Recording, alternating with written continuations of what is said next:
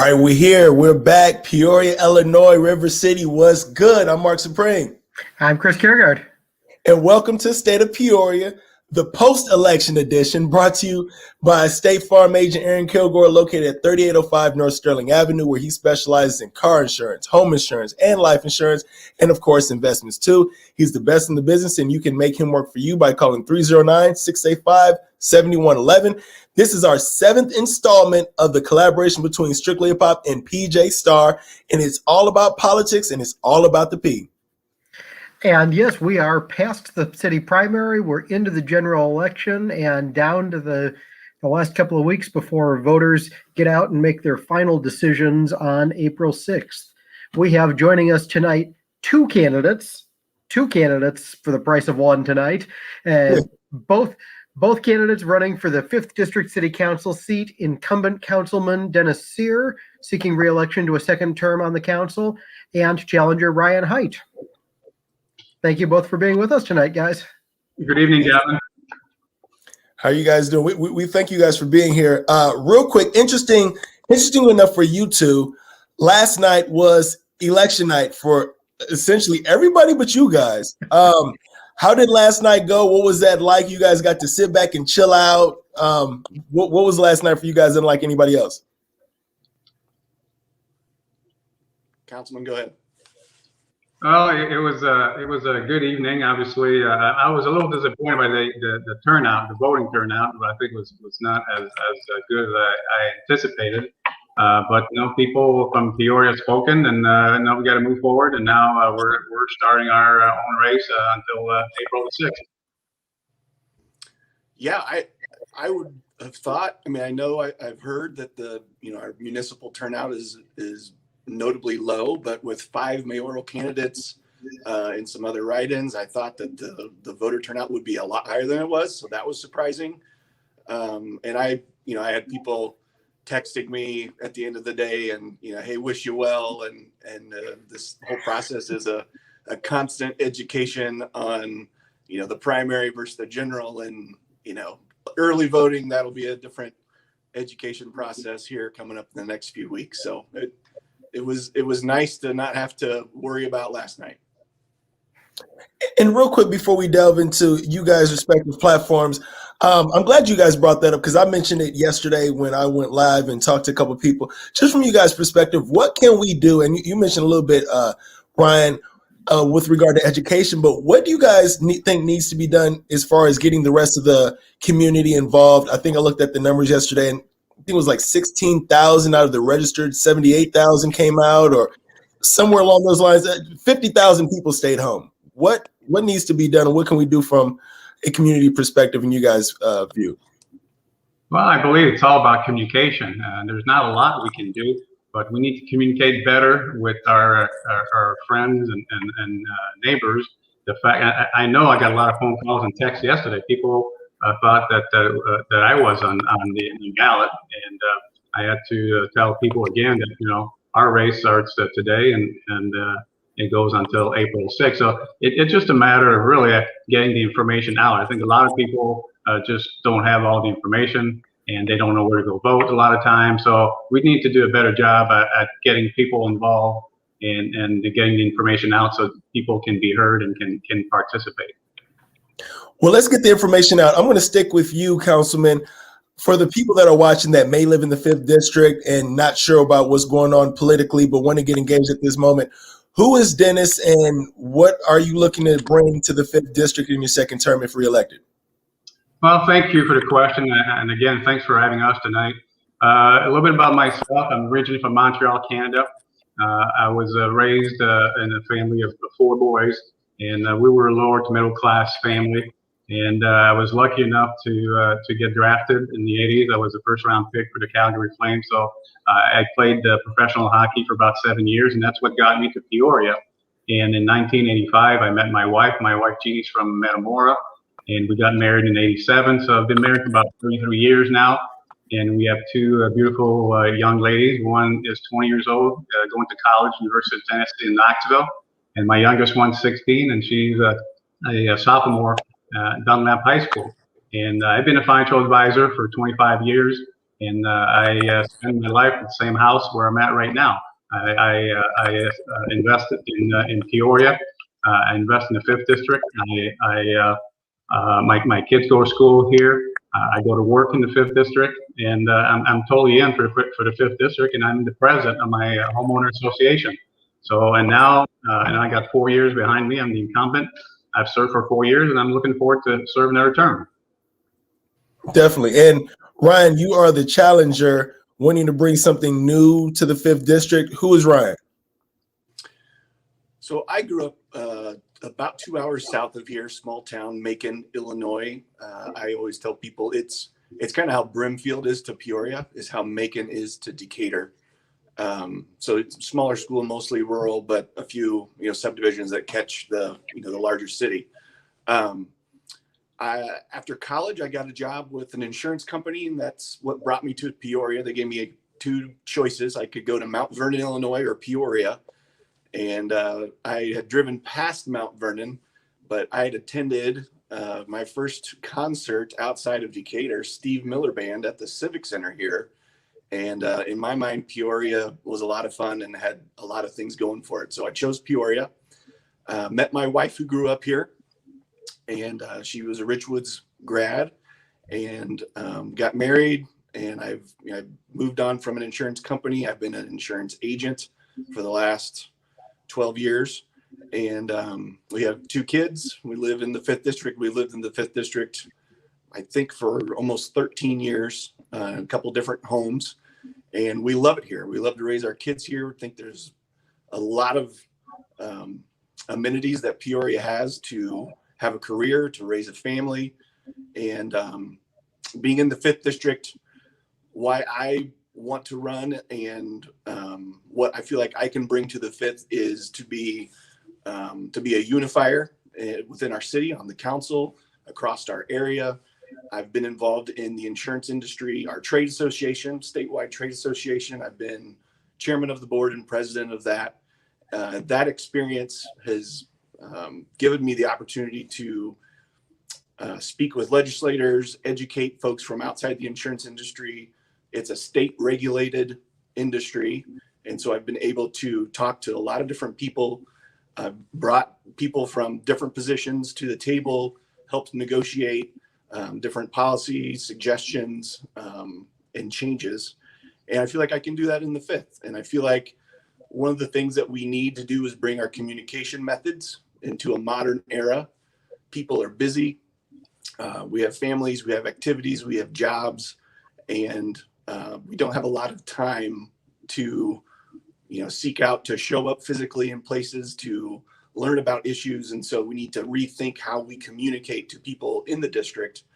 And so I want to bring that to the modern era, maybe develop a podcast, do some YouTube, set up meetings where, if we're talking about a specific issue, bring in people from multiple sides of that issue to help educate our constituents and the taxpayers. And I feel like when people are more engaged, we're going to get more ideas from folks, and maybe ultimately, that will help us drive up voter turnout in the long run. Okay, good. Thank you for that. I'm going to kick it over to Chris here in a second, but I want to kind of open up and get into it with a thought that I had coming from other people, different conversations that I've had. And I'm just going to be frank. Do you guys feel like anybody cares about the 5th District? When I ask that, I mean, the main stories, the storyline in politics in Peoria in recent months has been mayor, District 1. I remember a time I was in high school, I'm kind of dating myself, but 5th District was it. You guys were getting when I say you guys, 5th District, but 5th District was getting the rave movie theater, the new mall was coming up, and like a lot of building was going on. And it seems like as of late, that folks in that rapid buildup has slight migrated to the warehouse district, or that attention is focused on the warehouse district a little bit more. Do you guys feel like the 5th District is kind of getting lost in the shuffle with the importance of in the light that's been put on District 1?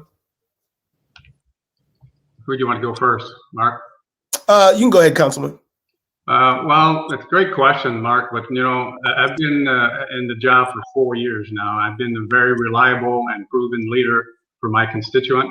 all my neighbors and my friends, I'm telling you, it's important for them what's going on in the 5th District. And you have to be very responsive to your friends and your neighbors.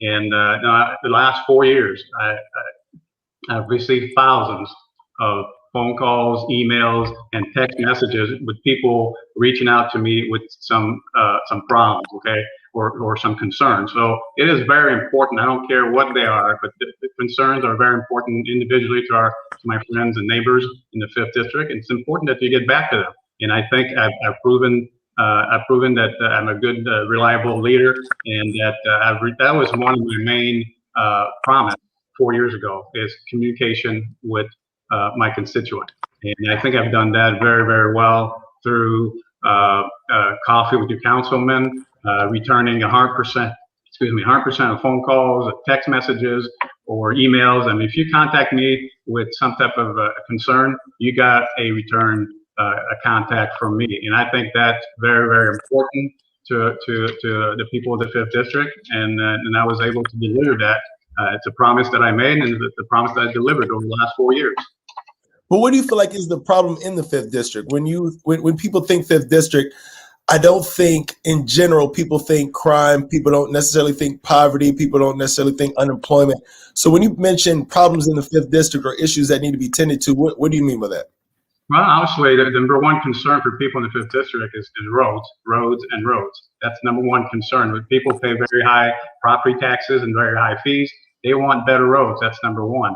Number two, they want to be safe, like everybody else. I don't care if you're in the first district or the 5th District. People want to feel safe in their home. So public safety is very important. And the third thing is very important in the 5th District is taxes, property taxes. People are sick and tired of having very high property taxes.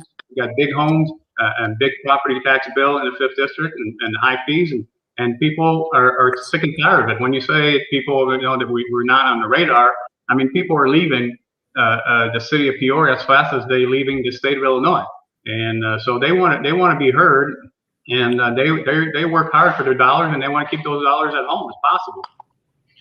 And I'll kick it over to you, Ryan, before we go over to Chris. In your view, is the 5th District kind of looked over when it comes to the immediate Peoria's immediacy in tending to the 5th District when you think about the 1st District and even the 2nd and just the leadership in general? I mean, I think you cut off a little bit. I didn't hear the question. Oh, I'm sorry. And I just said kind of the same thing I said to you, Councilman Ryan. I'm asking, when it comes to the 5th District, again, the perception of 5th District is kind of what Councilman mentioned: big homes, good jobs, generally safe, next to shops and things like that.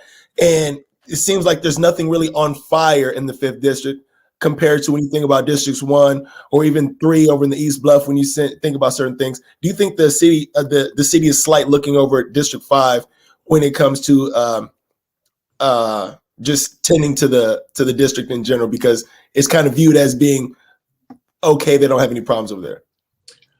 I think your question is fair. Maybe from a media coverage perspective, the 5th District hasn't gotten a lot of attention here recently. I would attribute a lot of that towards, we didn't have a primary race. And so there were multiple candidates across the different districts and the mayor. And so a lot of attention was focused on those because of the immediacy of the primary. And so I do feel like we haven't had an opportunity to speak much about the 5th District and what's going on there. But the 5th District is a huge economic driver for our city. We have a lot of residents, and just like Denis mentioned, I mean, they have concerns. They call in and they expect, they pay some of the highest taxes in the city, and they expect core city services, and in exchange for that. I'm going to kick it over to Chris, but if you're watching, appreciate you guys tuning in the state of Peoria. If you guys have any questions for Councilman Sear or Mr. Hite, please drop them in the comments and we'll get to them. All right.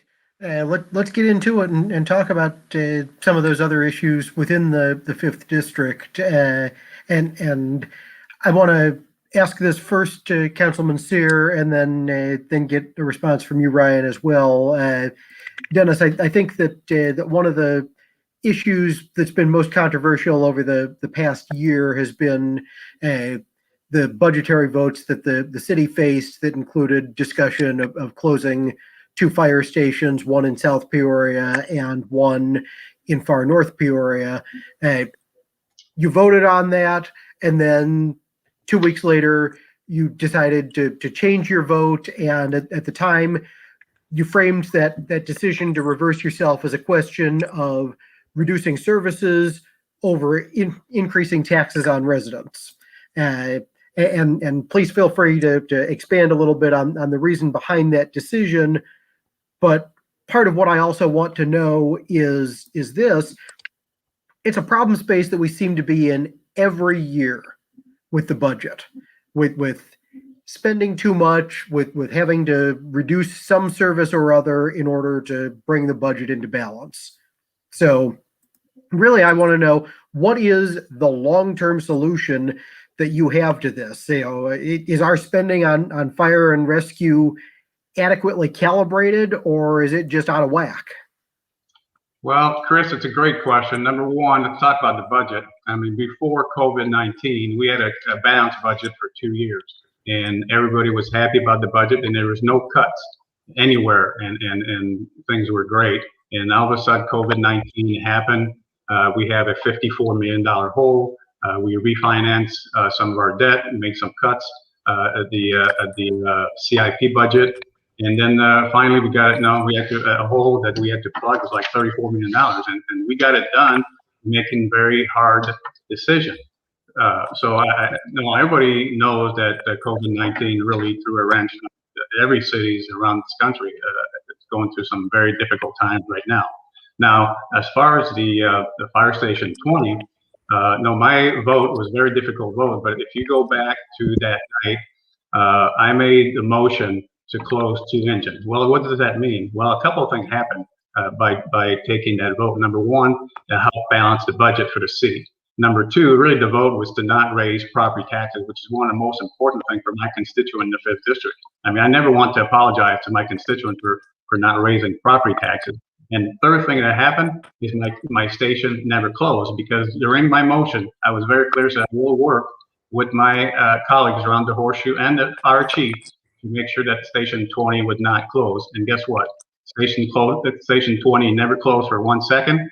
And 2 weeks ago, I got a great news. I've been working for 3 years now with AMT, and they finally decided to open a third home in the 5th District, kind of increasing public safety for my whole district. So it was a very difficult vote to take, but at the end of the day, what happened was great for the 5th District. Ryan, you have a response either on the issue of the specific vote on the closure, or the broader question of whether the way we fund public safety needs to be looked at again? I don't know the exact year, but it seems like it's been decades since we last evaluated our core city services and the growth, the development of our city. And so the 5th District, from a geographic area, is very large and has experienced most growth geographically over that time period. And I don't know that our core city services have followed suit. So I think there needs to be, some research done on where, whether it's a fire station, police station, water, sewer services, how all that works in the growth of our city, what has happened over the last 10 years dealing with population decline, and then look for a vision in the future of, what are we wanting to do, and kind of going back to Marcus's point about the, development, kind of a more focused downtown, where the, development hasn't happened back in the 5th in the last few years. So I think we need to take a look at that. One of the biggest issues, specifically with the fire station, it seemed pretty clear to most constituents that night that the vote was about including Station 20 closing. I know there was a petition circulated that almost 5,000 people signed opposing that decision. And from my point of view, as an insurance agent, when I fill out a homeowner's application, I have to put down how close is somebody's house to a fire hydrant and how close is the nearest fire station. And if Station 20 closed down, the people in the furthest north part of the 5th District would be more than 5 miles away from the nearest fire station. And that is unacceptable from a service standpoint. And talking about people angry about having high property taxes, this would also increase their insurance rates as soon as insurance companies heard that the fire stations were no longer within a 5-mile radius. So, that's additional concerns from folks that I've heard about, and then even just within my own profession. And any other response from either of you to that? Denis, any? I'm just happy. Like I said, I know that I fought for my station for 8 months, and at the end of the fight, the station is still open today, and we have the budget. It's in the budget to stay open the whole year, and then I'm sure it's going to be another fight, like you said, Chris, in the fall for the next budget. But my station stayed open, and that's just a fact. That's the bottom line. I fought for 8 months for it, and the job is done. And I'm glad now to increase safety in my district with AMT having a home now in the 5th District. Anything else to say on the subject? I mean, I've obviously was not involved, but my understanding that the Station 20 stayed open was because the union agreed to settle a lawsuit with the city, and they put that up as their concession in negotiating. Okay. That's true, and that saved the taxpayer $500,000. Okay. Let me stay on public safety for another couple of moments here, because the same time they're voting on which you will serve in the 5th District seat, voters also have an opportunity to weigh in a non-binding way on how the city should cover its police and fire pensions going forward. With that on the ballot and the public safety pension fee coming up on its expiration, we're really in the beginnings of a debate here on how the city should make up the revenue that it has to get somehow, or find the money that it has to get somehow to pay those obligations that we've already incurred for paying those firefighters in Station 20 and elsewhere around the city to operate at, and paying police to patrol our roads and everything else. First, where do you stand on the referendum proposal? And second, if you don't agree with that, where would you point to alternately for the city to get the funds to cover the cost of those pensions? And I'm going to start with Ryan this time. I'm against raising our taxes, and the fee that we get. I believe it infuriates a lot of people, and the fee only serves as a reminder in the mail of how angry it makes them whenever they get an additional fee. And you can call it a fee. Everyone, I think, pretty much understands it's a tax. And so I'm against higher taxes and fees. We have some of the highest taxes and fees in the nation here.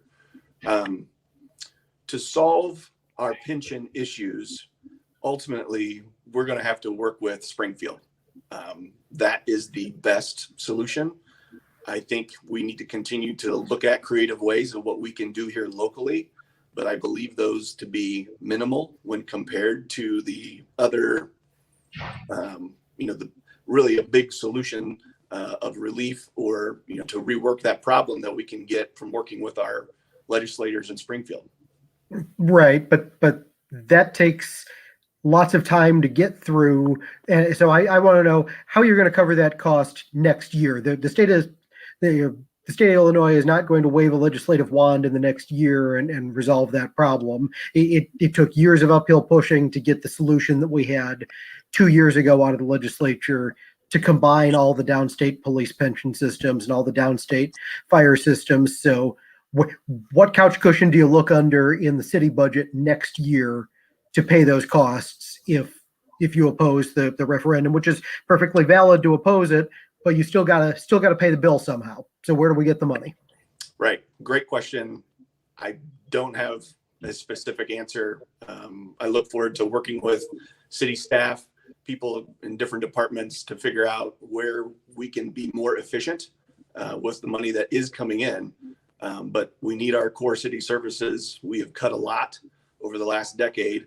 And I don't believe we're going to cut our way to a balanced budget or a profit. Ultimately, we're going to have to increase our tax base and recruit residents and businesses to Peoria. All right. Denis, I want to hear your answer both on the question of where you stand on the advisory referendum, and then if you oppose that, where you would make up the funds. You're breaking up again, but I think I've got the gist of the questions. Basically, I vote against the fee, the pension fee. That's number one. Number two, we all know that our elected official in Springfield are the one that can make a difference with the pension. And it's like owning a house with a mortgage for 15 years and you cannot afford to make the payment anymore. You got to move to a 30-year mortgage. So that's what we need to do. Right now, the goal is for our pensions to be 90% funded by 2040. Well, they just need to change that, maybe to don't push that further down the road to 2050 or 60. I mean, that would help tremendously. The item they're talking about is really the raise, the 3% raise, whether it's compounded or simple increase would make a big difference, or not even any raises for a while. But the way it is right now, it's just unfunded mandate from Springfield. And right now, next year it's going to be $8 million that we're going to owe. And then 20 years from now, by 2040, our bill is going to be $200 million for the pension. And this year's budget is $204 million. So it's just unsustainable. There's no way any city in the state of Illinois will be able to afford paying those pensions. Now, the last time that the pension was in good health was 1993, when it was 90% funded. So we have 27 years, almost 28 years now of really making, it's like a credit card. We've been paying the minimum on the credit card and never paid the balance. It's exactly what's happening with our pension right now. I mean, it's just out of this world, and nobody can afford that. So we need to put pressure on the elected official from Springfield and to do their job and really come and rescue us, because right now, one of the things that most people don't understand, if you've seen the dollar bill, I mean, if for every dollar of property taxes that we all pay, 55% goes to the school district, 8 or 9 cents to the library, 8 or 9 cents to the county, 8 or 9 cents to the park district. And at the end of the dollar, we have 12 cents that goes to the coffer of the city of Peoria. Of that 12 cents right now, about 80% of that money goes to the pension. So within the next 5 or 6 years, we're all going to be broke, and it's just unsustainable. I am a proven leader, and the last 4 years I've been there. I mean, I've not raised property taxes, and I'm against raising property taxes. Let me ask you this though, because you and I have sat through 3 legislative breakfasts between when you were elected and when COVID hit, and each of those 3 years, we have stood up and we have asked our legislators in that breakfast to do exactly what you say and extend out the ramp for becoming 90% funded, and it hasn't happened. We have put pressure on the legislators in Springfield to do that, and that pressure has failed in getting them to do that. What can we do differently to get them to do that than we have before? Because otherwise you've got to find another way to come up with $8 million for me to pay those pensions. Is that for me? That's for you, yeah. Well, you're correct. I mean, if Springfield, if our elected officials in Springfield are not willing to tackle this problem, I mean, we're just out of luck. There's nothing that us as elected official in Peoria, it's totally out of our hand. There's absolutely nothing we can do as far as the pension is concerned. Now, the other way is going to be to try to, the last 4 years I've talked about trying to grow the pie. We need to increase the pie. How we do that? Well, we need by increasing businesses in Peoria, not by increasing taxes or fees, but we need to increase number of businesses that are coming, first of all, that are staying in Peoria and growing their business. And then after that, businesses that are hopefully will come to Peoria. So we just need to keep putting the pressure on Springfield. And as far as Peoria is concerned, we just need to come up with ideas to grow the pie. All right. I'm going to toss it over to Mark. I think you had a question. Yeah, going back to the pensions, it was a previous conversation I had about different ideas with the pension, even just moving forward. Obviously, we have to wait, or not necessarily wait, but what we're looking to get from Springfield and put pressure on Springfield to do, it's up to Springfield. So we can only work with what we have here in Peoria.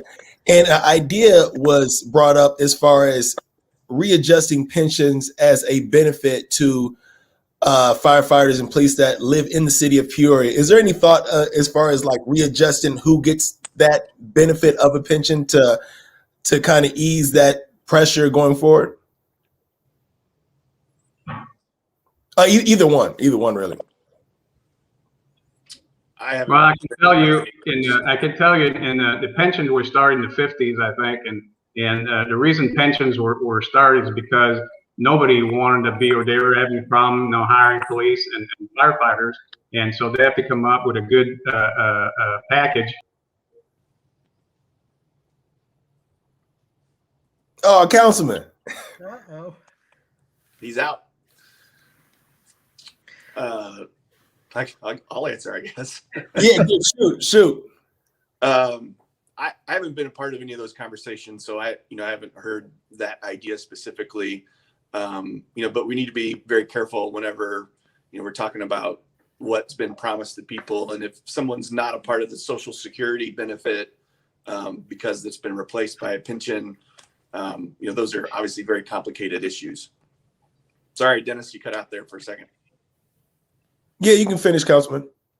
Okay, so what I was saying is so basically promises were made to our firefighters and to our police officers, and we have to keep those promises, and especially in today's world. I mean, these guys now have put in 25, 30, 35 years, and we have to fulfill our promises to all the workers, all the police officers and all the firemen. So we can't cut the pension.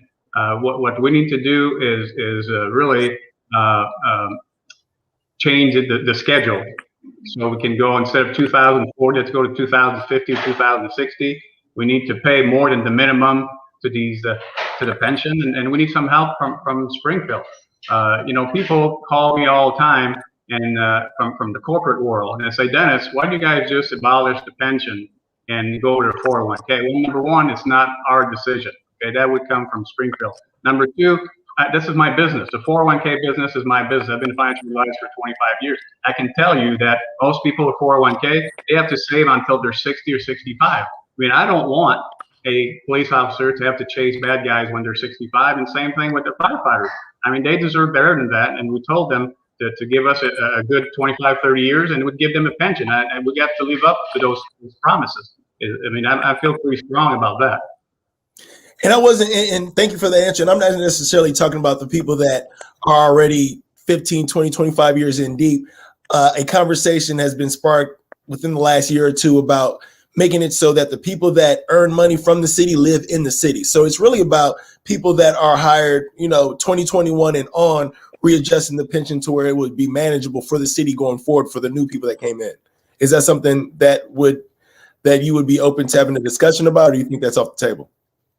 Well, I think it's number one, the new contract. We have a tier 1 and a tier 2. In the tier 2, I believe the first 10 years, the new candidate have to live in the city of Peoria for the first 10 years. After that, they can go where they want. So we're making progress. Again, all these things, I've never sat at a table with labor and negotiate contracts. I have no experience with that, but I can tell you that they have negotiated those rights, and now we have to live up to them. So when we talk about pensions and just money in the city in general, I mean, to be honest, the more we talk about it, it gets kind of scary when you think about the bills that aren't going to stop. And if we were an individual household and the one job isn't doing it, we got to look at going second shift. We got to look at figuring out other ways to bring money in. And one of the things that is the most disturbing, I think, for a lot of people here is that businesses and people are leaving at a rapid rate. I talked about it last week. Every time I get on Facebook, it seems like somebody else moved to Texas. You can find a Peoria population in Texas, like you really can. But what can we do from a city standpoint, and what can we do at City Hall to, like you mentioned, Councilman, we gotta grow the dollar pot, and that comes from more people paying more taxes, businesses paying taxes, but we got to bring people here. How do we get people to come to Peoria in this sort of mess that we're sitting in currently? How do we lure families and businesses here? Did you say how we get them to come to Peoria? Yes. Well, to me, it's very simple. The first thing we need to do is to grow internally. Okay, within. We need to grow within. We need to get out of the way. The last 4 years, I've been part of a program with the city of Peoria. We cut or eliminated about 300 pages of regulation from our code. And we lowered fees, we eliminated a lot of fees. So a lot of work has been done the last 4 years, 300 pages of that.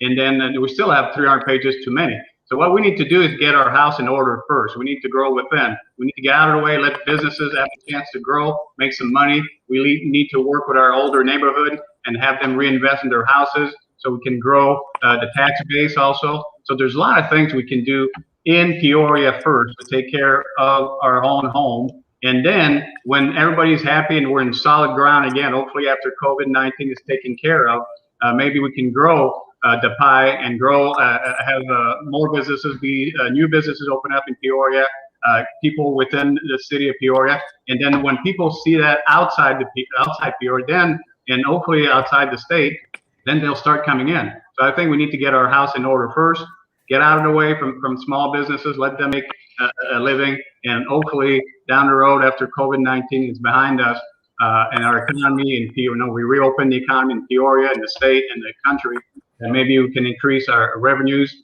and then go after new business from outside Peoria and outside the state of Illinois. How do we go after new business though? How do we sell Peoria?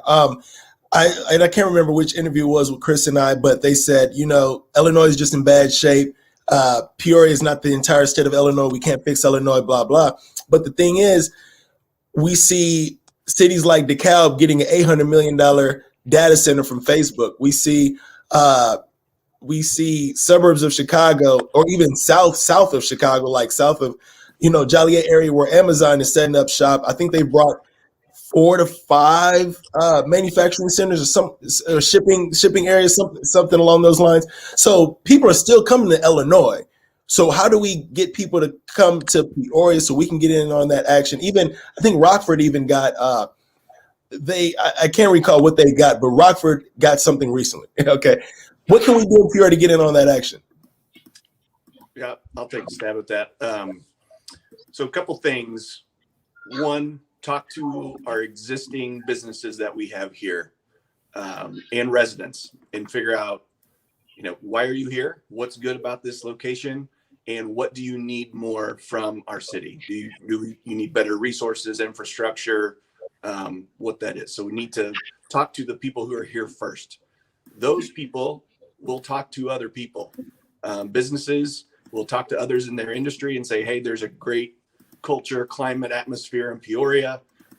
It'd be great if we had somebody else in our distribution line, manufacturing line, whatever the industry is. Businesses talk to one another. And so when things are going good here and they're headed in the right direction, businesses will recruit other businesses.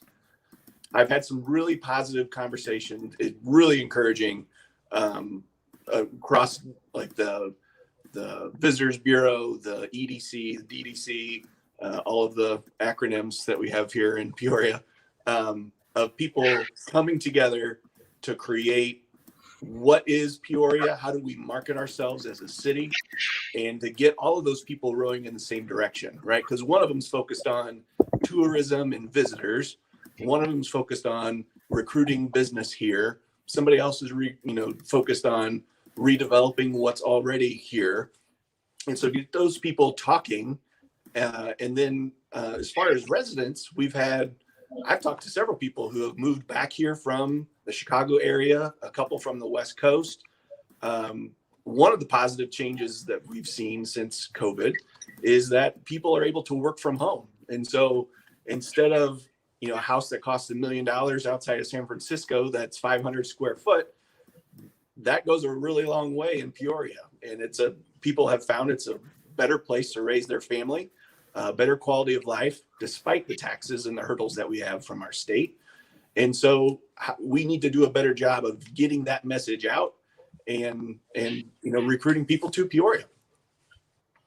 Both of you guys are businessmen. What businesses would you like to see come to Peoria, and what do you think we're primed for when it comes to recruiting businesses to come to the River City?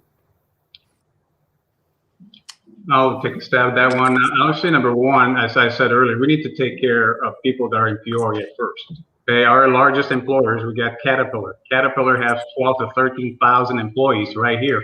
We need to make sure that we talk with Caterpillar and have a workforce that is ready to replace the people that are leaving or retiring from Caterpillar. So it's very important that we keep those 12 or 13,000 jobs, good paying jobs right here in Peoria. That's number one. Number two, we need to embrace our hospital and what they're doing. I mean, if you look at the success the last few years, Jump Simulation Center is a great success. Bump Box is a good success. So what we need to do is really, for me, we need to embrace the medical field and look at what OSF is doing with a brand new building downtown. They're investing over $100 million in that building. They got a new cancer center that they're working on that's going to be a couple, $200 or $300 million. So we have a lot of positive things happening in Peoria, but the time I've been here over the last 30 years or so, I mean, we're just not very good at promoting what we have good going here in Peoria. I can tell you a story, Mark, that maybe you'll appreciate. We're both at Rotary up north. About 3 years ago, I had a chance to speak at one of the meetings, and I said, we were talking about the four-way test, and I told the audience at the time, I said, listen, you guys need to promote Peoria. I want everybody to send me an email with 4 reasons, okay, 4 reasons why you live and why you like Peoria.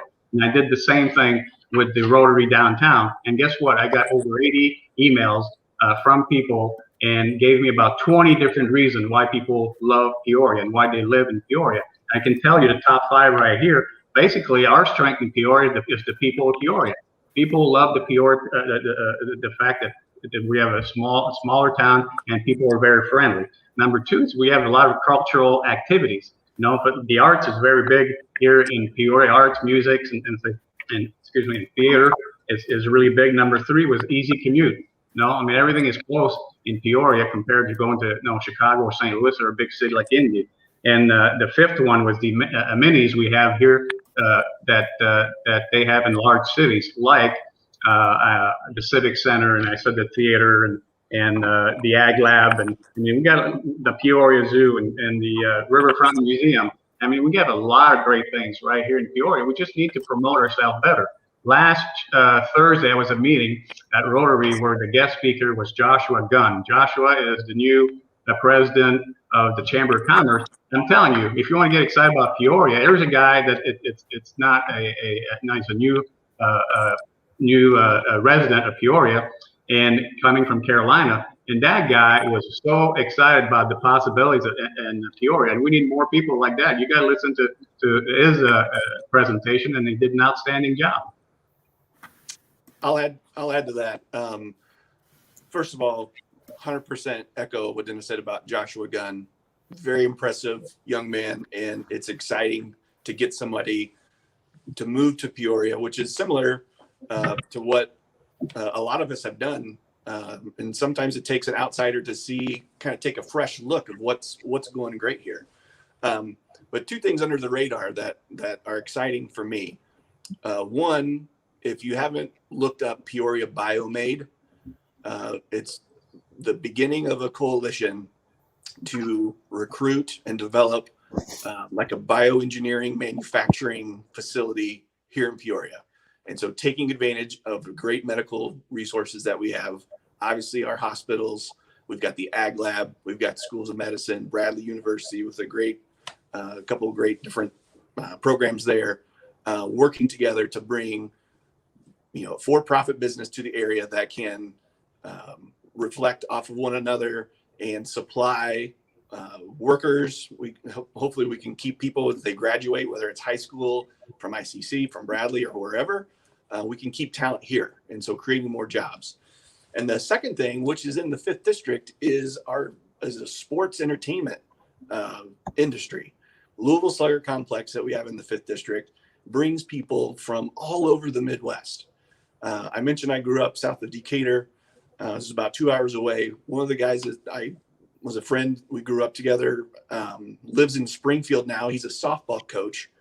And so from Springfield, their home turf is Peoria, the Louisville Slugger Complex. And so a lot of people don't know that, but when a lot of things were shut down, they had the outdoor fields. They were able to get a lot of, attract people to Peoria that helped the restaurants, that helped the hotels, that helped our shopping centers. And so that has been an amazing spotlight for Peoria, and that needs to be advertised a little bit better. And last question before I kick it over to Chris. And by the way, of course, again, if you're watching, we see some comments in the comment box, questions and comments in the comment box. Keep them coming. We're going to get to them momentarily. Some of these questions I have here are derived from conversations that I've had previously. I frequent Bloomington a lot. I see the restaurant business there is pretty sound.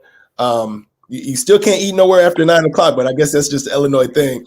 And then even in East Peoria, you see they have what seems to be a bubbling, not overall economy, but you see some things happening over there.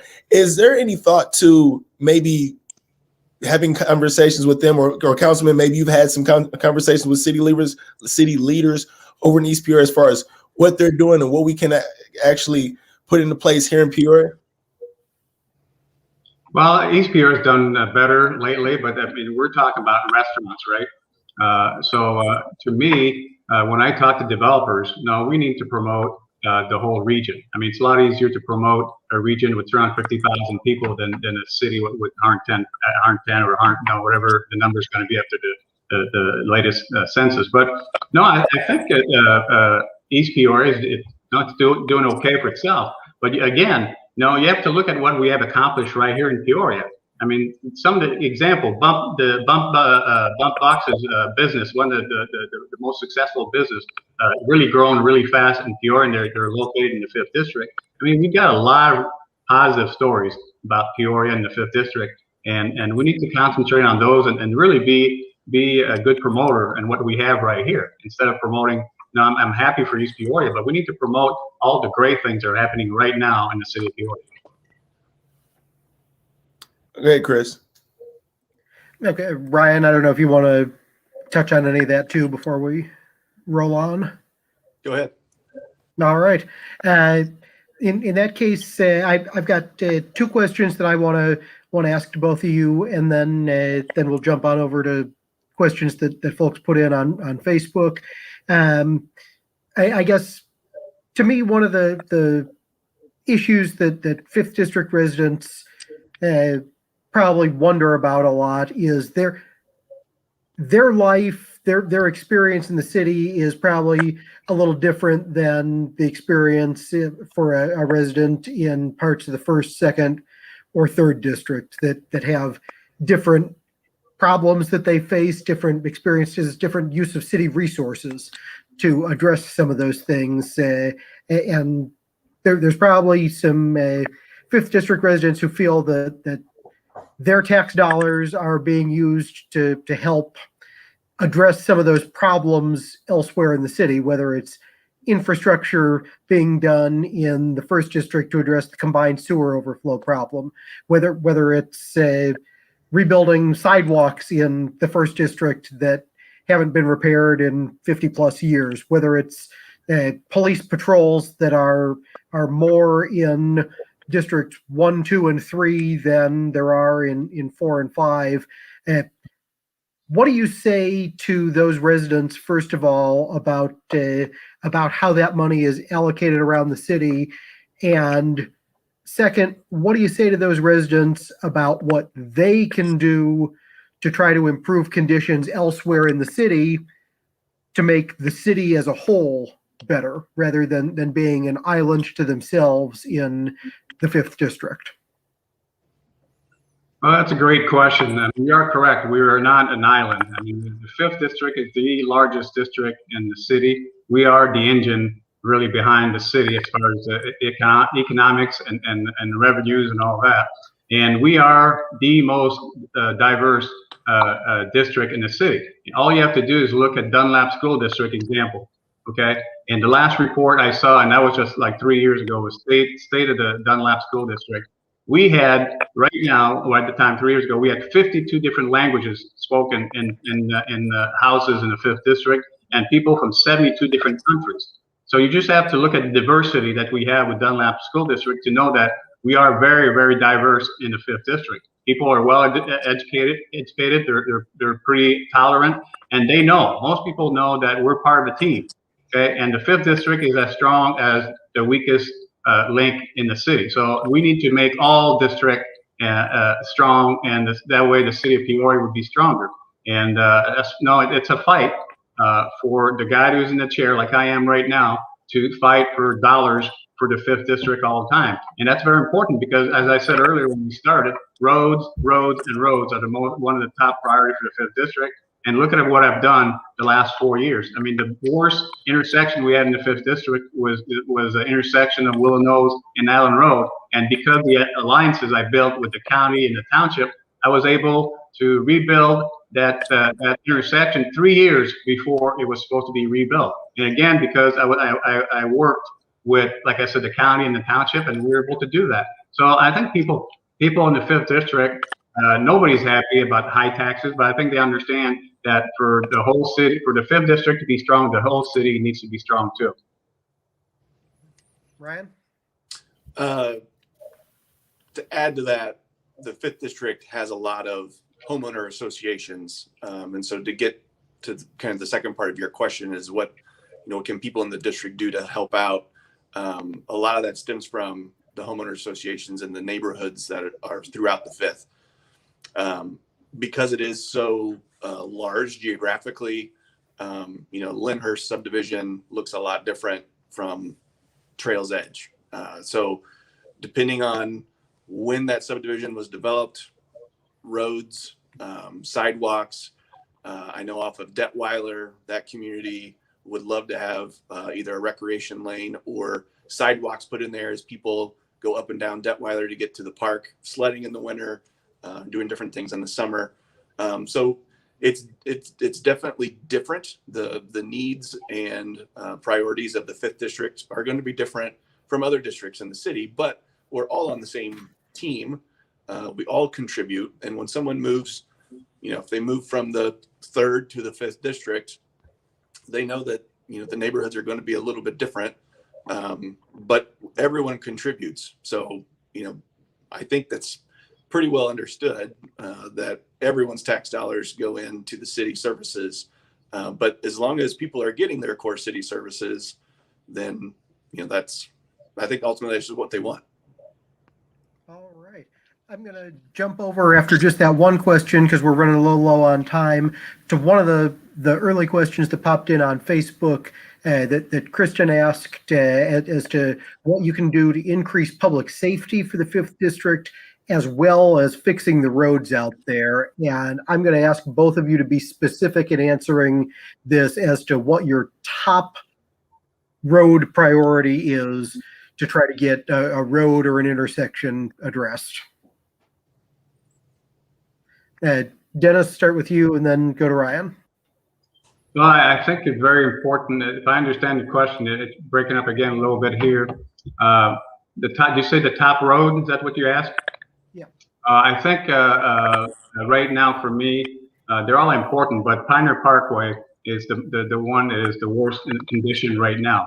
So through my work with IDOT and with the people from Springfield, we made the list. The Springfield, our elected official, they have a wish list that I'm sure you all seen. It was a 6-year wish list. And we got $3 million on that list right now to start next summer to repair Pioneer Park, which is great. But what we need really is $23 million. And I'm hoping the next few years, as we get out of this COVID-19 and hopefully increase revenues and our state is in a little bit better shape, I'm hoping that we'll get the rest of that money, which is about $20 million, to fix Pioneer Parkway, and that would be a great victory, I think, for us here in the 5th District. Okay, and the first part of Christian's question on what you would do to increase public safety as well. Well, as I said earlier, I mean, no, our fire station is still open, which is great. I hope to stay open forever. And the second thing, now we got a new home. MT has a new home in the 5th District, and that will increase public safety in the 5th District. Okay, Ryan, same to you. Regarding the public safety, I want to take a fresh look at the resources that our public safety folks have, fire, police, AMT, and make sure that, you know, specifically for our district, that they have all of the tools they need to keep our residents safe. So I think it's been a while since we've evaluated those services, what the needs are for the district. And so that's what I want to do to help increase safety there. I agree with Dennis. I also work off of Pioneer Parkway. So that to me is it's a main vein through the 5th District for a lot of business, and to get, you know, from Knoxville to Allen, traveling throughout the district. That is a bad one. And then Orange Prairie needs a lot of work also, especially when you know, from the south, it's really rough. And then you cross over War Memorial and you've got, you know, a brand new road. So just traveling those two all in the same, I think it just highlights how rough Orange Prairie is whenever you get across and go north, and it's super smooth. So it's just another reminder of how the lack of attention that has been given to the South Orange Prairie. I can tell you from personal experience trying to make it to a movie out at Grand Prairie when you're running a few minutes late driving along that road from the 4th District farther down. It's a challenge. Pioneer Park can hit you too, man. I almost had to get out. I almost got through from the car. I think we got to run out of the lightning round now, unless we got one more question. I do want to allow one or two more to come through, but real quick, what we didn't do was pay the bills. And audience questions are brought to you by RhondaGuytonTravel.com. Only they give you domestic and international travel with a personal touch. Leave all planning to RGT. That's RhondaGuytonTravel.com. RhondaGuytonTravel.com. My apologies that we started off without it, but to allow a couple more to get through. Nia says, did the council recently vote to take funds from the water runoff account to fund other projects? I guess that would go to Councilman, but Ryan, if you have anything to say on that as well. I'm not sure. I'm not 100% sure where the question comes from, but if they're talking about the $15,000 for a project that the city manager moved some money, it's debatable. If they were talking about that, I think it was $15,000. The city manager decided that because of the stormwater utility definition of what we can use the money for, I'm sure he thought that was appropriate to move $15,000 to that project. I think that's what your listener is talking about. Okay.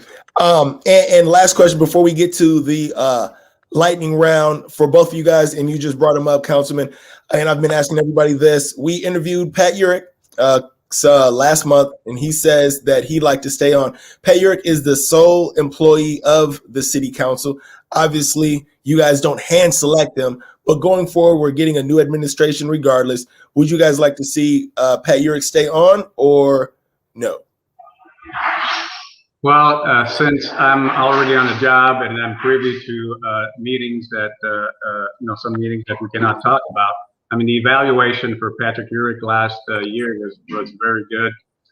It was very, very difficult time with COVID-19. And I think everybody around the horseshoe thought that he did a great job so far. And he's a very smart individual. It's like everybody else, and you don't get 100% approval all the time. But I know that he's very smart. He knows the city. He knows what needs to be done. And this was a very, very difficult year this year with COVID-19. I think Patrick did a very good job for us. I've obviously not had a chance to work with Patrick. He seems very sharp, and I would love to hear what he has learned, especially in this past year, and hear his ideas moving forward for sure. Okay. That takes us to the lightning round. Yes, it does. Let me get my stuff up. Hold on. Stopwatch. Okay, this is different, man. Chris, we've never done two people at the same time with the lightning round, so I'm going to go ahead and go 2 minutes. Usually it's 1:30 for one, but we're going to go 2 minutes for two because we're going to alternate and see how this works. As Chris mentioned ahead of time, it's either ors or rapid answer as far as favorite this or just first thing that comes to mind with that. And you guys got 2 minutes. We're going to alternate. And I'm going to start with Ryan and then go over to Councilman because it's Councilman specific given his background. And of course, the lightning round is sponsored by McCall Law Offices, PC and Halliday McCall, located at 1225 North Street, where they focus on personal injury, accidents, family law, and criminal defense. Call for a consultation at 309-377-HELP. That's 309-377-HELP for free consultation to put their attorneys in your corner. Make sure my buzzer's on. All the way up. Okay. Are you guys ready? Ready. Hite, I'm starting with you. Boom. Okay. You're a businessman. Favorite business mogul? Ooh. Mark Cuban. Councilman, Gordie Howe or Wayne Gretzky? Wow, good one. Wayne Gretzky. Ryan, dream car. Ferrari. Councilman, 3 words that describe Peoria. Very friendly city. Is that more than 3 words? Ryan, greatest athlete of all time. Oh. LeBron. Councilman, musical artist that you listen to the most. I can't think of anyone. Elvis Presley. Am I showing my age? No, not at all. Ryan, favorite team in sports? Cardinals. I'm going to throw that to you too, Councilman. Favorite team in sports? I'm going to say the Cubs. Ryan, apples or oranges? Apples. Councilman, Apple or Android? Apple. Ryan, what app takes up the most time of your day? What app on your phone? Oh, email. Easy. Councilman, East Coast or West Coast? East Coast. Ryan, favorite movie?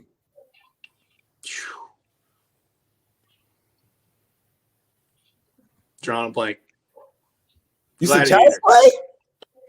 Did you say Child's Play? I said I'm drawing a blank. Oh, I thought you said Whoa. Gladiator. Okay. Councilman, what thing or activity do you spend entirely too much money on? Too much money on? Man, I don't spend enough money right now. I'm out of shape, so I need to spend more money on some activities. Okay. Now I gotta ask both of you these last couple questions. Councilman, Batman or Superman?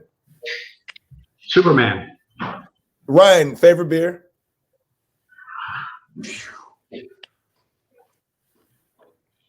Bourbon County. Councilman, favorite best place for food in Peoria? Wow, there's a lot of good places. I'll say the Lariat. The Lariat, okay. And Ryan, what radio station do you listen to? 90.7. And final question for both of you guys that I always ask for everybody: who do you guys endorse for mayor, or not council, just mayor? Mayor endorsement. I'm gonna have to sit down with them, and I'm a Republican, so I want to sit down with both of them and see what the platform will be for the next 4 years. And Ryan? I'm focused on my race. Hey, expected but understandable answers. I appreciate it. Anything else that you guys want to leave with the people that are watching right now? We'll start with Councilman. Well, I mean, I've made a lot of promises 4 years ago, and I kept all my promises, and I've been fiscally responsible and did not raise property taxes. And my communication with my district has been very, very good with all the different programs I have in place, from coffee with your councilman to returning all phone calls, texts, and messages. And I'm a public servant. I loved my first 4 years, and I'd love to have a second term so I can still serve my friends and neighbors from the 5th District and also the city of Peoria. Ryan. We need a reliable candidate that's willing to listen to the needs of the district, communicate in efficient, modern methods, and be a unifier across our city and the area. And that's me. Chris, you got anything left before we close this out? Yeah, gentlemen, thank you both. Everybody remember to get out there and vote April 6th. And if you're not voting in person, get your mail-in ballot or start voting early on March 12th. Thank you guys for watching. This has been The State of Peoria, brought to you by State Farm agent Aaron Kilgore, located at 3805 North Sterling Avenue, where he specializes in car, home, and life insurance and investments. He's the best in the business, and you can make him work for you by calling 309-685-7111. Gentlemen, we appreciate you guys for joining us tonight. Thank you for having us. Thank you, guys. Thank you.